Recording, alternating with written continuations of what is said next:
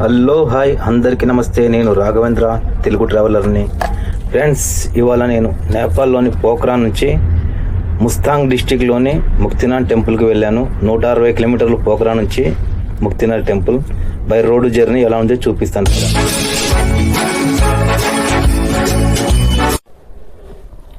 మేము హోటల్ నుంచి పోఖ్రాన్ నుంచి ఉదయం 10 గంటలకు ముక్తినాథ్కి బయలుదేరినాం. మేము పోఖ్రాన్లో స్టే చేసిన హోటల్లోనే మాకు వెహికల్ అరేంజ్ చేశారు. ఎందుకంటే ముక్తినాథ్కి వెళ్ళే దారి అన్ని చిన్న చిన్న రోడ్లు, అన్ని గుంతల రోడ్లు. మా చిన్న వెహికల్ ఎదిగి ఇక్కడ పార్క్ చేశాను. నా వెహికల్ వాగనరు, అది వెళ్ళదని చెప్పారు హోటల్ వాళ్ళు. అందుకనే స్కార్పియో తీసుకొని బయలుదేరాం ఇక్కడ నుంచి. ఇదే వెహికల్ మేము బుక్ చేసుకున్న వెహికల్. ఇక్కడ నుంచి స్కార్పియోలో వెళ్తున్నాం ముక్తినాథ్కి.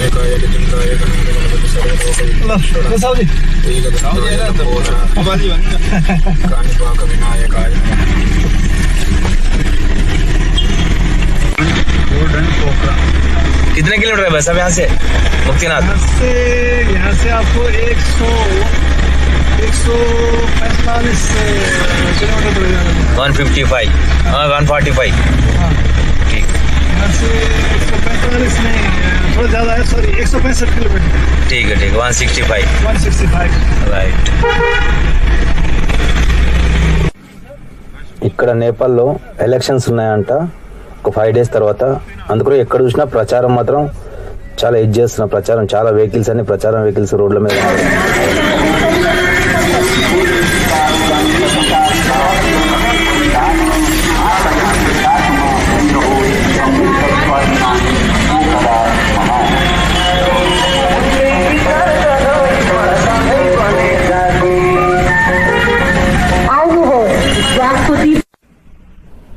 రోడ్డుకు 2 వైపులా అదిరిపోయే లొకేషన్స్ అండి.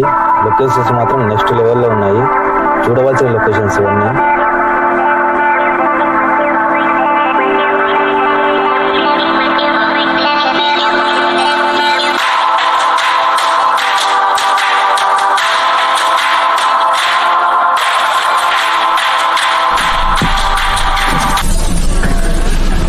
ఇక్కడ లెఫ్ట్ సైడ్ లో వాటర్ ఫాల్స్ వచ్చింది. అందరు ఇక్కడ ఆగి ఫోటోలు వీడియోలు తీసుకుంటున్నారు. మనం కూడా దిగి చూద్దాం పక్కగా.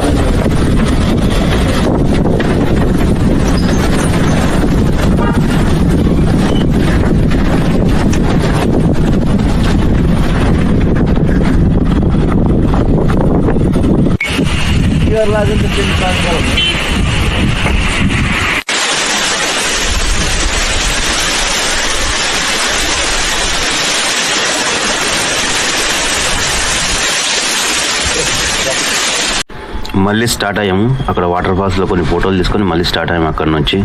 రోడ్డు మాత్రం ఏం బాగాలేదండి. గుంతలు రాళ్ళు ఎటు చూసినా. ఇక్కడ ఒక నది వచ్చింది. ఈ నది ఆ కొండల పై నుంచి వస్తుంది. ఈ నది పేరు కాళీ నది అంట ఈ నది పేరు. ఆ కొండల నుంచి వస్తుంది. ఆ వాటర్ ఫాల్స్ చూసాం కదా, అదే నీళ్ళు ఇక్కడ వస్తున్నాయి.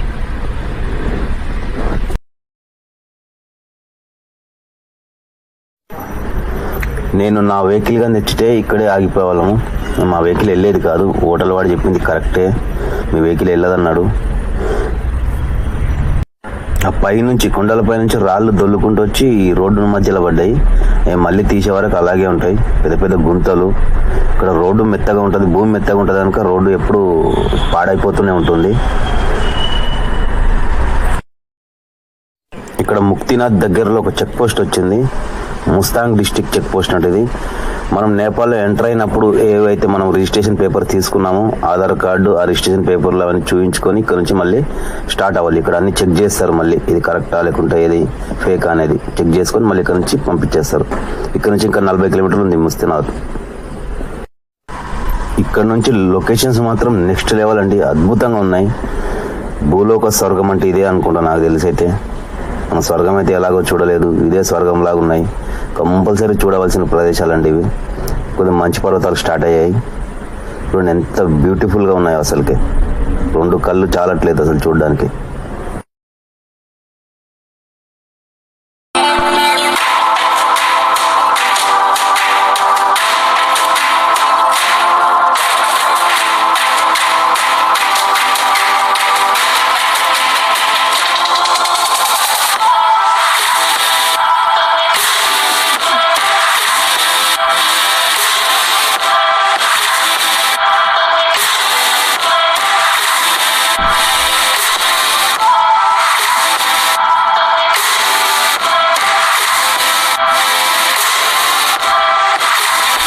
ఇదే ముస్తాంగ్ సిటీ, నేపాల్లోని ఒక డిస్టిక్ ఇది ముస్తాంగ్. చూడండి ఇక్కడ అన్ని బిల్డింగ్స్ అన్ని 1-2 అంతస్తులు మాత్రమే, పెద్ద బిల్డింగ్ లేవు. ఇక్కడ భూమి మెత్తగా ఉండటం వల్ల భూకంపాలు తరచుగా వస్తుంటాయంట, అందుకు పెద్ద పెద్ద బిల్డింగ్ లేవు, అన్ని 1-2 ఫ్లోర్స్ మాత్రమే. ఇక్కడ ఎయిర్పోర్ట్ కూడా ఉందండి, ముస్తాంగ్లో ఎయిర్పోర్ట్ కూడా ఉంది. ఆ ఎయిర్పోర్ట్ పేరు వచ్చి జిప్సిన్ ఎయిర్పోర్ట్ అంట, ముస్తాంగ్ జిస్పిన్ ఎయిర్పోర్ట్. ఇది ఓన్లీ కాఠ్మండు నుంచి ఇక్కడికి మాత్రం వస్తాయి ఫ్లైట్స్.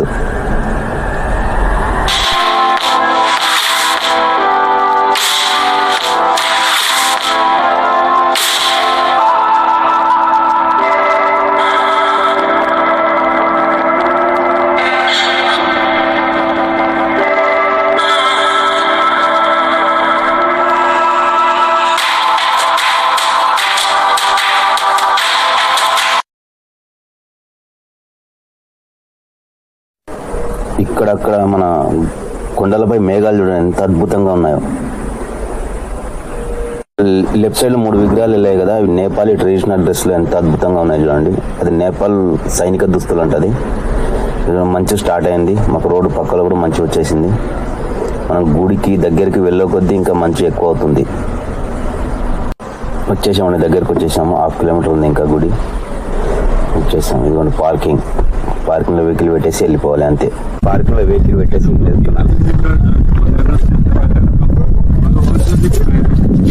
ఆయనకునే మొత్తం మంచు పర్వతాలు, నేపాల్ మొత్తం ఇలాగే ఉంటుంది చాలా మటుకు.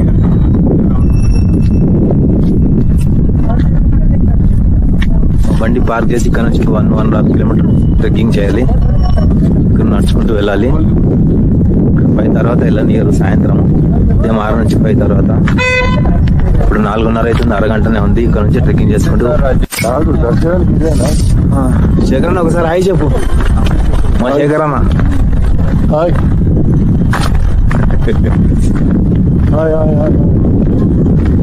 మొత్తానికి హాయ్ చెప్తున్నా. మీ టెంపరేచర్ ఎంత ఉండొచ్చు రాంబాబిడా? టెంపరేచర్ చల్లగా ఉంది కానీ టెంపరేచర్ ఎన్ని డిగ్రీలు ఉండొచ్చు? ఇలా కదులుతుండ్రు కదా బయట, వేరే వెహికల్స్ వెళ్తున్నాయి ఇక్కడ నుంచి.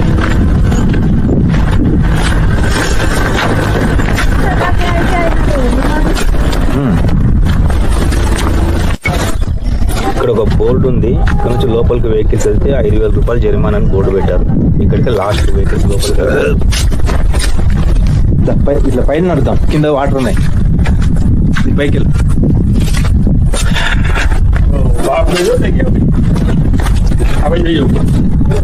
గ్లౌజులు ఉండేది ఉండరా? తీసుకున్నావు గ్లౌజులు తీసుకున్నామా?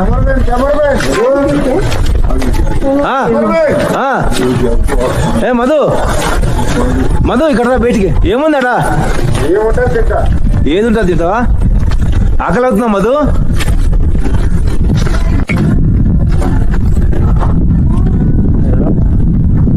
జాంబాలా రెస్ట్రో టంకాలి కిచెన్ రెస్టారెంట్. పార్కింగ్ నుంచి గుడికి వెళ్లే దారిలో ఒక రెస్టారెంట్ ఉంది, ఆ రెస్టారెంట్కి వచ్చాము. మా వాడికి ఆకలి అవుతుంది అంటుండు. నూడిల్స్ ఉన్నాయి ఇక్కడ. ఇది నేపాల్ ఎక్కువ నూడిల్స్ ప్రిఫరెన్స్ చేస్తారు. నూడిల్స్ చెప్పాడు ఆర్డర్ మా వాడు. రావడానికి ఎలాగో 10-15 నిమిషాలు పడుతుంది.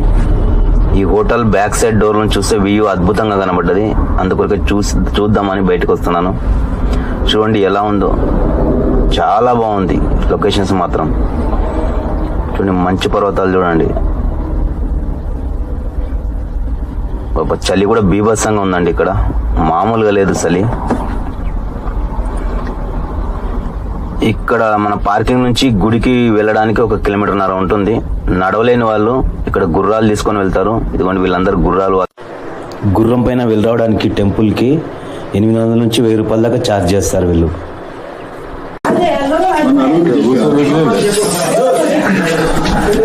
కూర్చోమా, అట్లా కూర్చో. నూడిల్స్ వచ్చినాయి, గరం గరం నూడిల్స్ తిందాం. కొద్ది ఎన్ని కనుకో, ఇది అరే అవు కదా, ఇది కొద్ది ముందు గమాదు ఇట్లా ముందు కనుకో. కూర్చో కూర్చున్నాక మళ్ళీ నూడిల్స్ వచ్చినాయి, గరం గరం నూడిల్స్. చూడు నాన్న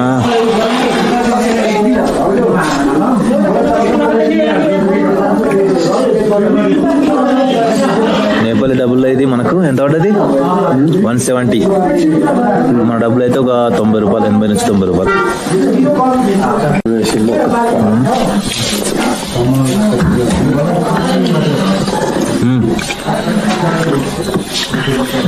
బాగుంది కానీ స్పైసీ లేదురా. అదే కారం డబ్బు పెట్టిందా? పెట్టిందాడా? వేసుకున్నా కొద్దిగా స్పైసీ వేసుకున్నాను. ఇక్కడ వాళ్ళు రైస్ కాకుండా నూడిల్స్ చాలా ప్రిపేర్ చేస్తారు. నూడిల్స్ ఎక్కువ తింటారు, కాకపోతే మన నూడిల్స్ లాగా లేవు. చాలా బాగుంది, ఇక్కడే బాగుంది నూడిల్స్. మన వాళ్ళంతా మసాలా అది ఇది వేస్తుంటారు, అది బాగుంది, న్యాచురల్గా ఉంది నూడిల్స్ మాత్రం.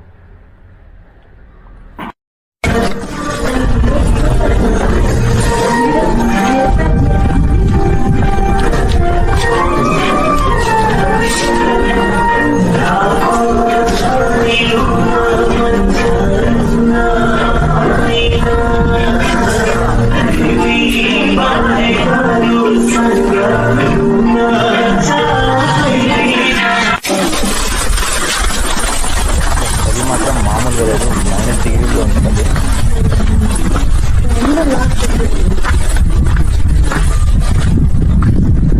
ఇది బ్రీతింగ్ కష్టంగా ఉందనేసి ఇక్కడ కర్పూరం వేసుకోమన్నారు. కర్పూరం వాసన వస్తే బ్రీతింగ్ కరెక్ట్ అవుతుందంట.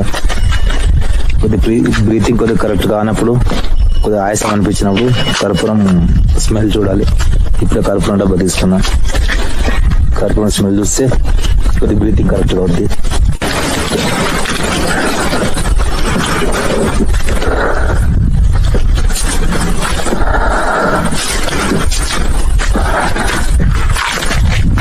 కొద్దిగా బెటర్గా అనిపిస్తుంది కర్పూరం వాసన చూస్తే. అందుకు ఇలాంటి ఏరియాకి వచ్చినప్పుడు కర్పూరం కంపల్సరీ క్యారీ చేయండి. మనకి ఇక్కడైతే చాలా ఎక్కువ డబ్బులు తీసుకుంటారు, మన దగ్గర తీసుకోవాలి.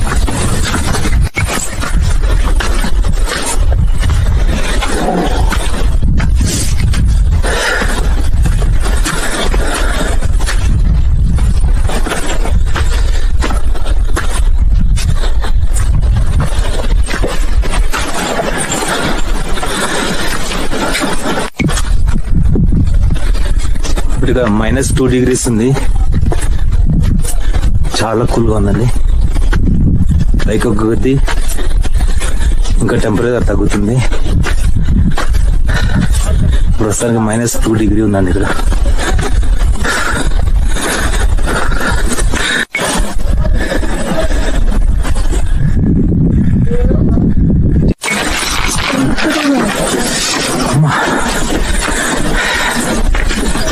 ఆయాసం వస్తుంది.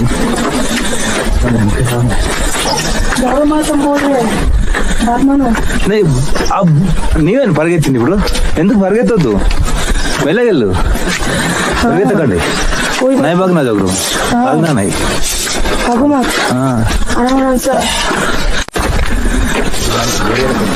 పరిగెట్టకూడదు. ఆయాసం లోగా వెళ్ళాలి, సైకిల్ వెళ్ళాలి. చాలా ఆయాసం. కమనాగా మందిర్ కా బస్ వచ్చేది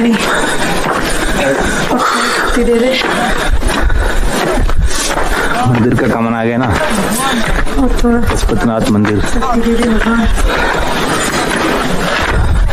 और भी दिख रहा सीढ़ी।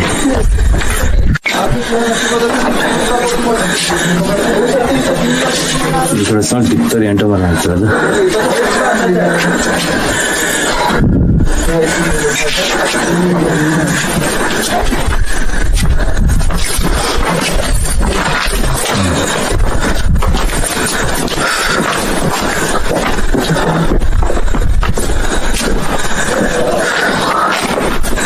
అన్నయ్య సన్ని ఎక్కడ గుడి ఎక్కడ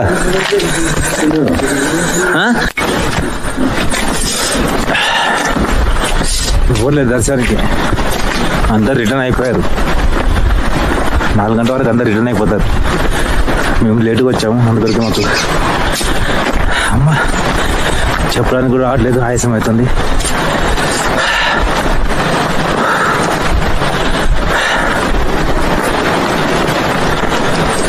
లేట్ అయితే కొద్దీ చలి పెరుగుతుంది.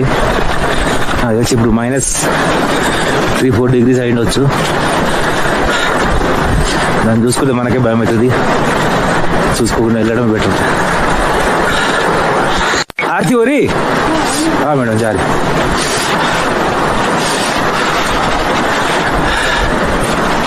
आरती इస్తున్నారంట త్వరగా వెళ్ళండి అమ్మ ఆమె చెప్పి వెళ్తుంది పెళ్ళికి.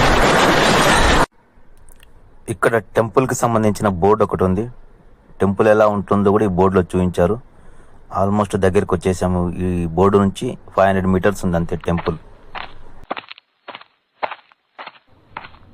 అది కూడా టెంపుల్ అదే ఆల్మోస్ట్ టెంపుల్కి వచ్చేసామండి దగ్గరికి. ఇది కూడా టెంపుల్ కనబడుతుంది మనకు. చాలా అద్భుతంగా ఉంది. చుట్టూ మంచు పర్వతాలు, నడమ గుడి. మామూలుగా లేదండి టెంపుల్స్ మాత్రం మామూలుగా లేదు. నాకు ఇక్కడికి రావడం నా లైఫ్లో బెస్ట్ మెమొరీ అండి ఇదే అవుతుంది. చాలా అద్భుతంగా ఉంది టెంపుల్. ఎక్కడో వేరే ప్రపంచంలో ఉన్నట్టుంది. చెప్పాను కదా దేవలోకంలో ఉన్నట్టుంది.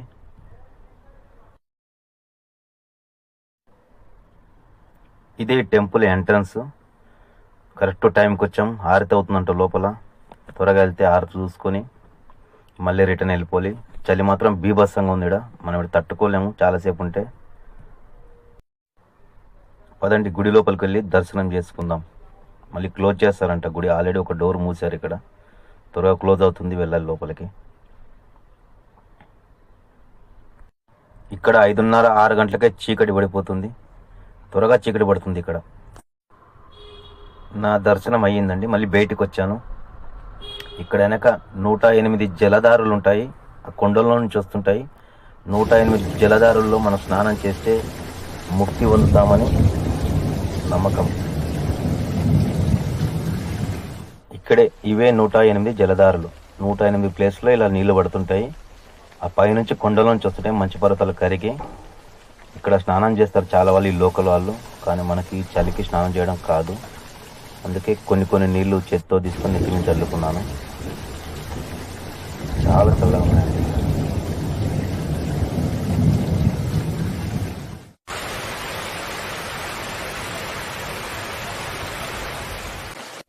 ఇక్కడ 108 జలధారులు నానుతూ వచ్చి ఈ ముక్తి కుండు అంటారు దీనిని. ఈ 2 ఉన్నాయి కదా హౌజుల్లాగా, ఈ ముక్తి కుండు.